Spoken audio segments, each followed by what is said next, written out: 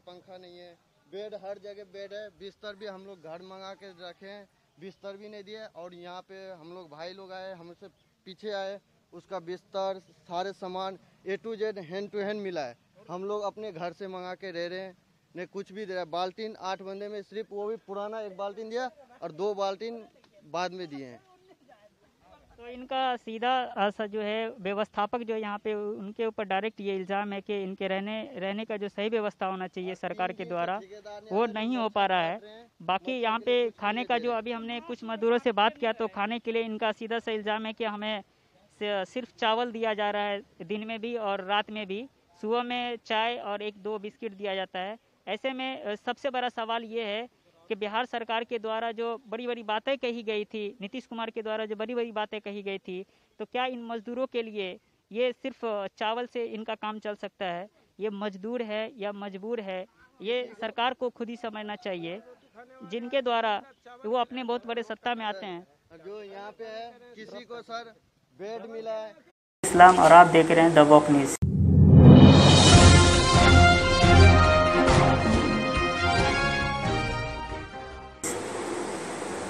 अभी हम आए हुए थे बिथान हाई स्कूल, जो इन दिनों प्रवासी मजदूरों के लिए क्वारंटाइन सेंटर बना हुआ है, उसके सर्वेक्षण के लिए। वहाँ पे हम लोगों ने कुछ त्रुटि भी पाई। मजदूरों का सीधा सा इल्ज़ाम था कि खाना खाने में, खाना वगैरह देने में यहाँ पे जो दिक्कतें हो रही है वो हम लोगों को समस्या है। यहाँ पे पानी का व्यवस्था, उसका भी इल्ज़ाम लगाया गया। और साफ़ सफाई के साथ साथ मैं आपको बता दूं कि बिथान प्रखंड से सबसे पहला जो कोरोना पॉजिटिव निकला था, उसका भी ये डायरेक्ट सा इल्ज़ाम है कि उनके बगल में उनका जो रूम है वो खाली था, खुला हुआ था। और उनके रूम में जबकि उनको बंद करना चाहिए था, सैनिटाइज करना चाहिए था, लेकिन अभी हम लोगों ने भी अपने कैमरे में कैद किया, उसको अभी तक सही से सैनिटाइज नहीं किया गया है। इसी बीच में हमारे साथ यहाँ पे मौजूद है इसी हाई स्कूल के हेड मास्टर साहब, प्रिंसिपल सर यहाँ पे मौजूद है। आइए हम उनसे कुछ वार्तालाप करें। सर शुक्रिया सबसे कि आपने अपना कीमती वक्त दिया।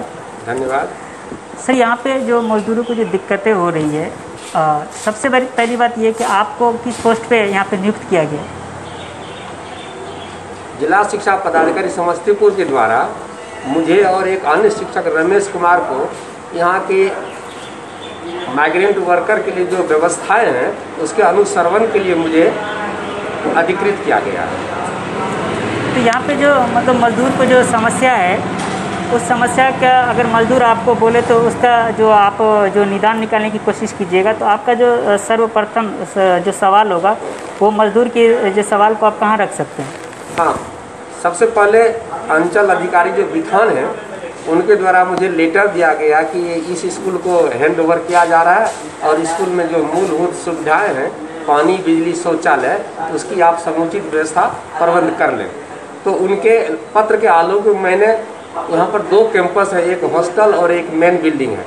तो दोनों जगह पानी की जो दिक्कतें थी, पहले से हमारे 3 चापाकल काम कर रहे थे और हॉस्टल में सिस्टम सही नहीं था, तो मैं तुरंत मोटर खरीद करके पाइप सब तैयार करके मैंने पानी की व्यवस्था 1 घंटा में कर दिया।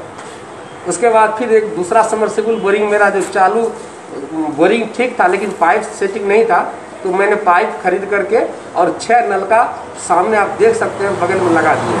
तो पानी की दिक्कतें काफ़ी दूर हो गई हैं। पानी की कोई दिक्कत यहाँ पर किसी भी लेबर को नहीं है।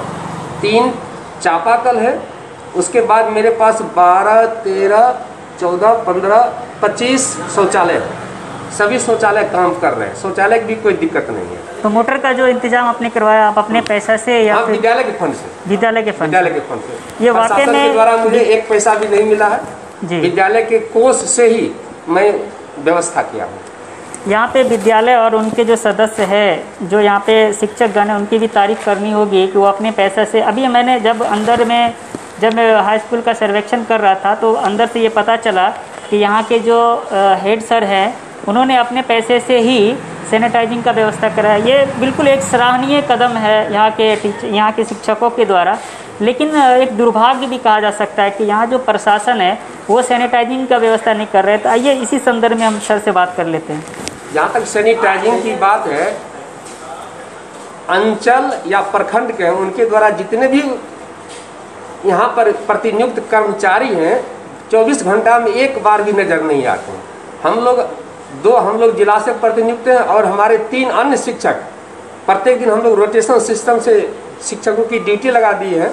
सारे शिक्षक हमारे मौजूद रहते हैं और जो माइग्रेंट और कामगार मजदूर हैं उनकी समस्याओं को हम लोग प्रतिदिन निदान करते हैं।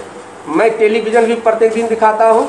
सुबह में हमारे शिक्षक योग भी करते हैं, मेरे पास अभी भी वीडियो क्लिप आप देख सकते हैं, और वह भी काम करते हैं। या उनकी जो भी समस्याएं हैं हम लोग दूर करते हैं। हम अपने विद्यालय के फंड से अपना वह स्प्रे मशीन खरीद करके ब्लॉक से लिक्विड ला करके और उसे मिला करके प्रतिदिन एक प्राइवेट लड़का से उसे हम पैसा देते हैं 350 रुपया प्रतिदिन, और वह 40 कमरा में वह सैनिटाइजिंग करता है। अभी भी आप देखे होंगे आपकी मौजूदगी में वह लड़का सैनिटाइज कर रहा था। अब आएगा तो उसको हम राशि आप देंगे। वाकई में अंचल के तरफ से सैनिटाइजिंग की कल सिर्फ हम वीडियो साहब की जो जितनी भी तारीफ की जाए कम ही होगी। एक वीडियो ही यहाँ पर ऐसे हैं जो हम कुछ भी कहते तो कॉग्निजेंस तुरंत लेते हैं, बाकी कोई स्टाफ यहाँ पर सुनने वाला नहीं है। जी वाकई में अभी जो कोविड-19 का जो प्रकोप हमारे पूरे हिंदुस्तान में है, यूँ कहे तो पूरा दुनिया इस चीज़ से घिरा हुआ है। ऐसे में जो कोरोना योद्धा के रूप में डॉक्टर, नर्सेस, पुलिस या फिर दीगर आदमी को बोला जाता है, तो मुझे लग रहा है कि ऐसे में मीडिया वाले एक व्यक्ति को छोड़ रहे हैं जो कोरोना योद्धा के काम कर रहे हैं, वो हमारे शिक्षकगण। जहाँ जहाँ पे क्वारंटाइन सेंटर बना है वहाँ पे शिक्षकों को भी ड्यूटी दिया गया है, और अपने मुस्तैदी के साथ मैं यूँ कहूँ तो शिक्षक की जितनी यहाँ पे तारीफ़ की जाए वो वाकई में जो भविष्य निर्माता होते हैं उसके साथ साथ यहाँ पे कोरोना योद्धा बन के भी खड़े हैं। इसी के संदर्भ में हम और भी इनसे बात करने की कोशिश करेंगे कि और इनको जो समस्या है, आप लोगों को पीपीई किट नहीं मिला अभी तक? सर कोई पीपीई किट हम लोग को नहीं मिला। हम लोग तो ऑफिस में ही पहले रहते थे, लेकिन अब थोड़ी सी दूरी बना कर रहते। डॉक्टर साहब आते तो उनको पीपीई किट अंदर चले जाते हैं। पहले हम लोग भी जाते थे, लेकिन चूंकि एक कोरोना पॉजिटिव केस मिल गया तो इसलिए अब मुझे सेफ्टी बरतनी पड़ती है। इसलिए हम सारे शिक्षक थोड़ी सी दूरी बना करके रह रहे हैं। तो अभी भी आप सारे शिक्षकों को देख सकते, सारे हम लोग शिक्षक मौजूद हैं यहाँ पर। जो किट का आपने डिमांड किया, किट, ग्लव्स वगैरह, हम सारी बात, ग्लव्स तो हम लोग अपने खरीद लेते हैं, लेकिन किट तो हमारी बस की बात है नहीं। किट यहाँ पर किसी को नहीं दिया जा रहा है, सिर्फ मेडिकल टीम को छोड़कर। आपका डिमांड है किट? हाँ, मिलनी चाहिए, डिमांड है, मिलनी चाहिए, डिमांड है, मिलनी चाहिए। साथ ही जब कोरोना योद्धा के रूप में शिक्षक काम कर रहे हैं तो जिस तरह दिल्ली में अरविंद केजरीवाल जो भी कर्मी कोरोना के रोकथाम के लिए काम कर रहे हैं, सबकी बीमा 1 करोड़ की है, इसलिए शिक्षकों की भी बीमा 1 करोड़ की होनी चाहिए। जी, यहाँ पे जो हमारे हेड सर है, और मैं आपको दिखा दूँ यहाँ पे कुछ शिक्षकगण मौजूद है। इन लोगों का, और ये जो बहुत बड़ी समस्या निकल के आई है, थोड़ा हमारे कैमरामैन हमारे सर की तरफ फोकस करेंगे। इनका जो सबसे बड़ा सवाल आया है, बिहार सरकार से सबसे बड़ा सवाल आया है कि जिस तरह दिल्ली में जिस तरह से केजरीवाल गवर्नमेंट ने 1 करोड़ का इंश्योरेंस की बात कही है कोरोना योद्धाओं के लिए, जिन को कोरोना में ड्यूटी में लगाया गया है, उनका 1 करोड़ का पॉलिसी की बात कही गई है। तो हमारे यहाँ जो सर है भी मौजूद है, उनका डायरेक्ट से एक सवाल, यूँ कहे तो एक सवाल हो सकता है बिहार सरकार, नीतीश सरकार से, कि उनको भी कोरोना योद्धा का पॉलिसी करवानी चाहिए। क्या सर है ये? आपका कहना बिल्कुल सही है। आपके माध्यम से हम सरकार को सूचित करना चाहते हैं, कोरोना योद्धा के रूप में जब शिक्षकों की ड्यूटी लगाई गई है, इसलिए शिक्षकों के भी स्वास्थ्य और उसके परिवार या जान माल के जोखिम के बाद उनके परिवार की सुरक्षा के लिए 1 करोड़ की बीमा दिल्ली के तर्ज पर बिहार सरकार को भी घोषणा करनी चाहिए, जिससे शिक्षक भी पूरे मनोयोग से या जो केंद्र है इस पर काम कर सके। सर, इसी बीच इससे 2-3 महीने से आप लोगों का जो संघ है वो हड़ताल पे है, क्या वो हड़ताल अभी भी चालू है क्या? हड़ताल स्थगित हो चुका है। 5 मई से ही हड़ताल, 4 मई को हड़ताल खत्म है। 5 मई से सब लोग अपने योगदान कर लिए और हड़ताल में कोई शिक्षक नहीं है। तो ये थे हमारे पीएसपी हाई स्कूल जो कि क्वारंटाइन सेंटर बना हुआ है, उनके शिक्षकगण थे। इन्होंने बहुत ही अक्लमंदी से, बहुत ही समझदारी से और बहुत ही काफ़ी सहयोग दिया उन मज़दूरों के लिए जो काफ़ी स्ट्रगल करके अपना सब कुछ छोड़ करके गांव आने की कोशिश कर रहे थे, और गांव आने के क्रम में इनको क्वारंटाइन सेंटर में रखा गया। और इसी बीच इनके लिए जो सहायता दी गई, हम अपने यहाँ पे सभी शिक्षकों का काफ़ी आभारी रहेंगे कि इन मज़दूरों का काफ़ी सहयोग किया अपने पैसे दे करके।